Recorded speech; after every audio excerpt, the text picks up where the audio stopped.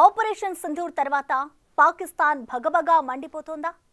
దేశంలో ఎటు చూసినా నిరసన జ్వాలలు అంటుకుంటున్నాయా? ఏకంగా మంత్రుల ఇళ్లకే అగ్గి పెడుతున్నారా? పోలీసులు ఎక్కడ కనిపిస్తే అక్కడ దాడులు చేస్తున్నారా? ఆసుపత్రిలో చేరినా వదలకుండా తుక్కు రెగ్గొడుతున్నారా? ఇంతకీ ఎక్కడ జరిగింది ఈ ఘటన? ఎందుకు ఇలాంటి పరిస్థితి దాపురించింది దాయాది దేశానికి?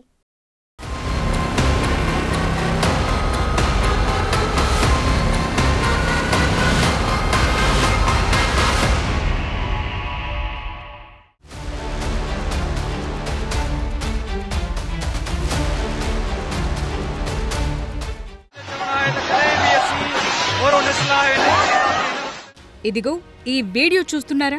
సింధ్ హోంమంత్రి జియావుల్ హసన్ ఇంట్లోకి ఒక గుంపు చొరబడి దాడి చేయటం మాత్రమే కాదు, తరువాత నిప్పంటించారు కూడా.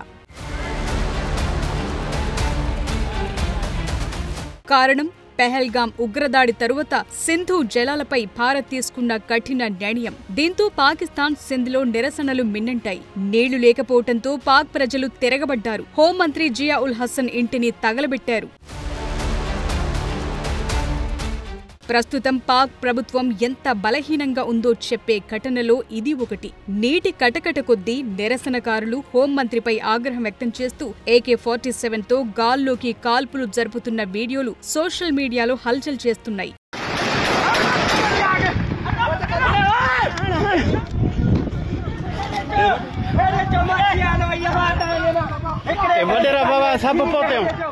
ఇప్పటికే సింధ్లోని మట్లీలో లష్కరే ఉగ్రవాది సైఫుల్లా ఖలీద్ ని హతం చేశారు. ఆ ఘటన మరొకముందే ఏకంగా సింధ్ హోంమంత్రి ఇంటిని స్థానికులు తగలబెట్టడం చూస్తుంటే పాకిస్తాన్లో అగ్గి రాజుకుందనటానికి ఇంతకన్నా మించిన సాక్ష్యం లేదు.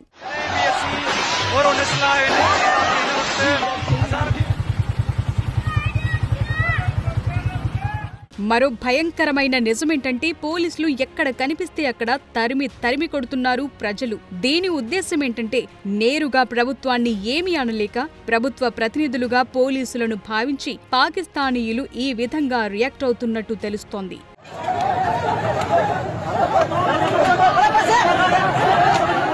దీనంతటికీ కారణం ఏంటని చూస్తే ఒక చావు దెబ్బ 10 పరాజయాలకు దారితీస్తుందని అంటారు. సరిగ్గా అలాగే భారత్ చేతిలో పాకిస్తాన్ ఘోరంగా దెబ్బతిన్న విషయం ప్రపంచమంతా చూసింది. అప్పటికీ పాకిస్తాన్ పీఎం నుంచి అఫ్రీదీ లాంటి క్రికెటర్ల వరకు మేమే గెలిచామంటే అప్పుడందరూ చూసి గేలి చేశారు. కానీ అసలు విషయం ఇది.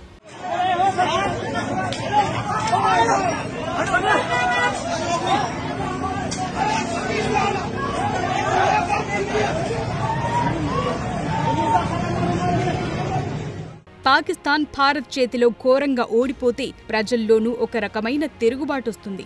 ఇప్పటికే పాకిస్తాన్ పార్లమెంటులో ప్రభుత్వానికి జరగాల్సిన నష్టం జరిగిపోయింది. ఆ దేశ ఎంపీ ఒకరు ఈ ప్రధాని ఒక పిరికి పంద అంటూ డైరెక్ట్ స్టేట్మెంట్ ఇచ్చారు. ఆ దేశ రక్షణ మంత్రి సైతం తలతిక్క సమాధానాలు చెప్పి ప్రభుత్వ పరువు తీశారు. కట్ చేస్తే ప్రతిపక్ష కార్యకర్తలంతా రోడ్లపైకొచ్చి చేతగాని ప్రభుత్వంగా స్లోగన్లు కొట్టారు. స్టాక్ మార్కెట్ నిలువున కుప్పకూలింది. వేల కోట్ల నష్టం తీసుకొచ్చింది. దీంతో IMF నుంచి అప్పు తీసుకోవటం, అది చెప్పినట్టల్లా ఆడాల్సి రావటంతో దిమ్మ తిరిగి బొమ్మ కనిపిస్తోంది. ఇప్పుడు ఈ హోంమంత్రి ఇంటికి అగ్గి పెట్టడానికి IMF కి ఉన్న లింక్ ఏంటంటే పాకిస్తాన్ ఇప్పటి వరకు 25 సార్లు అప్పు తీసుకుంది. 2026 నాటికి పాక్ IMF కి చెల్లించాల్సిన మొత్తం $77 బిలియన్. దీన్ని పాకిస్తాన్ కరెన్సీలోకి లెక్క వేసుకుని ఎంత కట్టాలో చూసుకోవటానికి కూడా ఆ ప్రభుత్వానికి ధైర్యం సరిపోవటం లేదు. దీంతో IMF ఏం చెబితే అది చేయాల్సిన దుస్థితి. ఒక పక్క సింధు నీటిని మళ్లించి పంజాబ్కు సరఫరా పెంచేందుకు పాక్ ప్రభుత్వం కాలువ నిర్మించాలని చూస్తోంది. దీంతో ప్రభుత్వ నిర్ణయాలపై ఆగ్రహం వ్యక్తం చేస్తున్నారు స్థానికులు. తమ భూములకు సాగునీరు, తమకు తాగునీటికి కటకట ఏర్పడుతుందని వీరు ఆవేదన వ్యక్తం చేస్తున్నారు. ఇదిలా ఉంటే IMF ఒత్తిడితో పంటలకు కనీస మద్దతు ధర నిలిపివేశారు. దానికి తోడు కార్పొరేట్ వ్యవసాయం కోసం వారసత్వ భూములను బలవంతంగా లాక్కోవటంతో ఇక్కడి ప్రజలు రగిలిపోతున్నారు. ప్రభుత్వ తీరుకు నిరసనగా నేషనల్ హైవేను దిగ్బంధించారు. ఒక్కసారిగా ఈ ప్రాంత వాతావరణం భగ్గుమంది.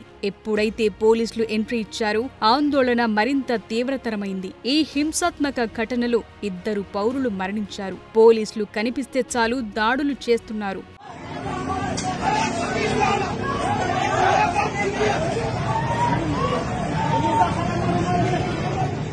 ఈ ఘర్షణ కాస్త హోంమంత్రి ఇంటికి పాకింది. మూకదాడులు చేసి మంత్రి ఇంటినే తగలబెట్టి తమ ఆగ్రహావేశాలను వ్యక్తం చేశారు నిరసనకారులు. కారణం ఈ మొత్తం పోలీసు చర్యకు మంత్రే కారణమని ప్రజలు భావించటం.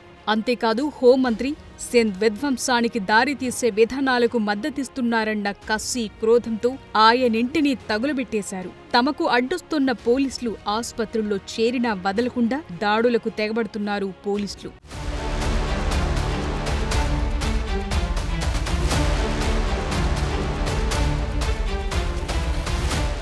ఈ ఆందోళనలపై పాక్ ప్రభుత్వం స్పందించింది.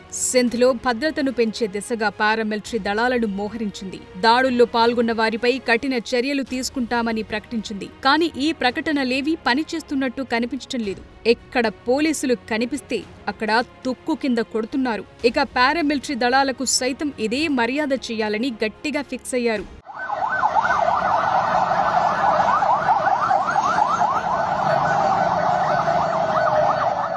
ఏం చేయాలో అర్థం కాక బుర్రబద్దలు కొట్టుకుంటోంది పాక్ ప్రభుత్వం. ఇప్పటికే అప్పులు పుట్టిన అప్పులను తీర్చలేక నానా తంటాలు, ఉన్న గొడవలు చాలవన్నట్టు ఈ నిరసన సెగలు. దేశం ఇలా అన్ని రకాలుగా దివాళా తీస్తుంటే ఉన్న పరువుతో పాటు వచ్చే రోజుల్లో top most dangerous come disturbed countries లో ఒకటిగా ముద్ర వేసుకునే ప్రమాదం కనిపిస్తోంది.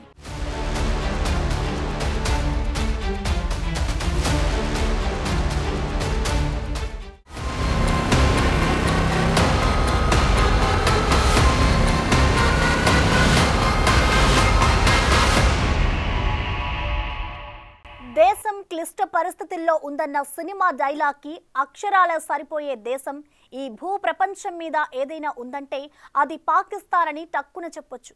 సోమాలియా వంటి దేశాలున్నా అవి ఇంత సంక్షోభంలోనూ ఆ దేశ ప్రజలు బతకాల్సిన రీతిలో బతికేస్తున్నారు. కానీ పాకిస్తాన్ పరిస్థితి అలా కాదు. అదొక భయానక పరిస్థితిలో ఉన్నట్టు కనిపిస్తోంది. పాకిస్తాన్ ఈ సమస్యలో ఉంది, ఆ సమస్యలు లేదని చెప్పడానికి వీల్లేదు. ఇంత అలజడులు చెలరేగడానికి కారణాలు చాలానే.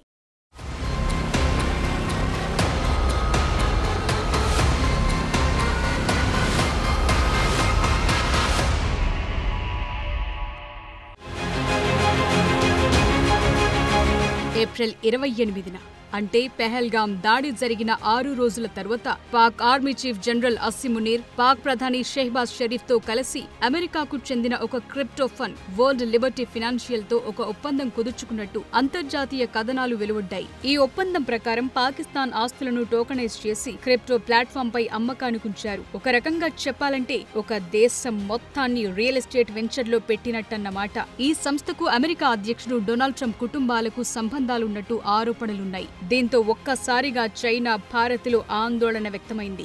దీనివల్ల పాక్ ఆర్థిక వ్యవస్థ పతనమవుతుందని, అంతర్గత అశాంతి చెలరేగుతుందని విశ్లేషిస్తున్నారు అంతర్జాతీయ నిపుణులు.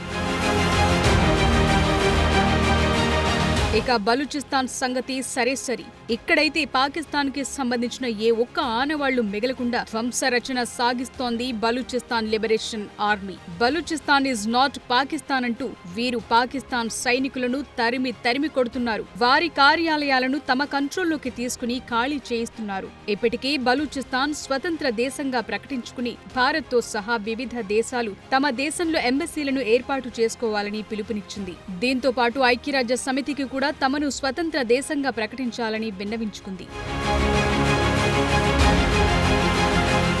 ఖైబర్ పఖ్తూన్ఖ్వా గొడవేంటో చూస్తే ఇది మధ్య ఆసియా మిత్రదేశాలతో కూడిన సాయుధ పోరాటం. గతంలో యుద్ధంగా ఉన్న ఇది 2017 నాటికి తిరుగుబాటుగా రూపాంతరం చెందింది. జనరల్ బజ్వా నాయకత్వంలోని సైన్యం అదే ఏడాది 2600 కిలోమీటర్ల మేర పొడవైన పాకిస్తాన్, ఆఫ్ఘనిస్తాన్ సరిహద్దుకు కంచె వేసింది. 1000 మిలిటరీ పోస్టులను ఏర్పాటు చేసింది పాకిస్తాన్. దానికి తోడు ఆఫ్ఘాన్ శరణార్థులపై పాక్ ఉక్కుపాదం వంటి అంశాలతో ఇక్కడో నిరసన జ్వాల దారుణంగా రాజుకుంటోంది. ఈ మంట కొద్దీ ఆఫ్ఘనిస్తాన్, పాకిస్తాన్ అంటేనే భగ్గుమంటోంది. ఇటు భారత్ తో పాటు అటు బలూచిస్తాన్ లిబరేషన్ ఆర్మీకి సైతం తమ వంతు సాయం అందిస్తోంది. దీంతో పాకిస్తాన్ ఇటు సింధ్, అటు బలూచిస్తాన్, ఖైబర్ పఖ్తూన్ఖ్వా వంటి ప్రాంతాలతో పీకల్లోతు పోరాటం కొనసాగిస్తోంది. ఒక పక్క అమెరికా సంస్థతో చేసుకున్న ఒప్పందంతో పాటు చైనాకు కూడా ఇక్కడి ఖనిజ నిల్వలు తవ్వుకునే అవకాశం కల్పించింది పాకిస్తాన్ ప్రభుత్వం. ఈ విషయం గుర్తించిన బలూచీలు చైనా వారిపై కూడా దాడులకు తెగబడుతున్నారు. దీంతో పాకిస్తాన్ ప్రభుత్వానికి ఏం చేయాలో అర్థం కాని గజిబిజి గందరగోళంగా తయారైంది. ఉన్న సమస్యలు చాలవనట్టు ఉగ్రవాదులతో సమస్య. పాక్ సైన్యం పోలీసులు చేయలేని పని వీరి చేత చేయిస్తూ అవసరం ఉన్నా లేకున్నా సరే ఉగ్రవాదం ద్వారా ఒక రకమైన భారత వ్యతిరేకత నూరిపోస్తూ ఎమోషనల్ డ్రామా ప్లే చేయటం ఒక వ్యూహంగా అంచనా. అందుకే ఆర్మీ చీఫ్ మునీర్ కావాలని భారతదేశం మీద పౌరయుద్ధం చేయాల్సిన పరిస్థితి ఉందంటూ దృష్టి మరలించే యత్నం చేశారు. ఇదే అదనుగా భావించిన ఉగ్రవాదులు కశ్మీర్ కేంద్రంగా పెహల్గాంలో దాడులు చేసి అగ్గిరాజేశారు. ఇంత భయానక వాతావరణంలోనూ Pak army chief Munir America సంస్థతో పెద్ద ఎత్తున ఒప్పందం చేసుకుని ఏకంగా పాకిస్తాన్ భూభాగాన్నే బేరం పెట్టి ఆ దిశగా వారి సాయం పొందేలాంటి ఎత్తుగడ వేసినట్టున్నారు. ఇన్నేసి సమస్యలతో పోరాడ్డానికి ఒకవేళ తమ శక్తి సరిపోకపోతే అగ్రదేశం అమెరికా సాయం తీసుకోవచ్చన్న స్కెచ్ ఇందులో దాగి ఉన్నట్టు అంచనా వేస్తున్నారు. అందుకే ట్రంప్ పాకిస్తాన్లో అణు లీకేజ్ జరిగిందని తెలియగానే ఉలిక్కిపడి కాల్పుల ఒప్పందానికి రావాల్సిందిగా భారత్ను కోరినట్టుగా భావిస్తున్నారు. ఇదంతా ఒకెత్తైతే పాకిస్తాన్ తన ఆర్మీ చీఫ్ జనరల్ అసిం మునీర్కి అరుదైన ఫీల్డ్ మార్షల్ హోదా కల్పించింది. ఈ 5 స్టార్ ర్యాంక్ పాకిస్తాన్లోనే అత్యున్నతమైంది.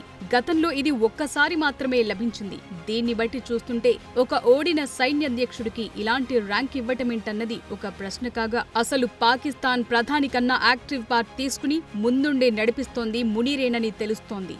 ఒక రకంగా చూస్తే మునీర్ పాకిస్తాన్ షాడో పీఎంగా పనిచేస్తున్నట్టు తెలుస్తోంది. 1 ఉగ్రవాదులను రెచ్చగొట్టడం, 2 ఆపరేషన్ సింధూర్లో కావాలనే చేతులెత్తేయటం, 3 అత్యవసరంగా నేషనల్ కమాండ్ మీటింగ్ పెట్టించి అణు ముప్పును అమెరికాకు తెలియచెప్పటం. వీటన్నిటి మధ్య మెయిన్ ట్విస్ట్ ఏంటంటే పాకిస్తాన్ను అమెరికాకు రియల్ ఎస్టేట్ బేరం పెట్టడం. తరువాత అమెరికా సాయంతో ప్రభుత్వాన్ని ఏర్పాటు చేసే దిశగా మునీర్ అడుగులు వేస్తున్నట్టు కనిపిస్తోంది. వీటన్నిటినీ బట్టి చూస్తుంటే అది ప్రత్యర్థి దేశమైన పాక్ భవిష్యత్తు తలెత్తుకోవాలంటేనే భయమేసే పరిస్థితి కనిపిస్తోంది.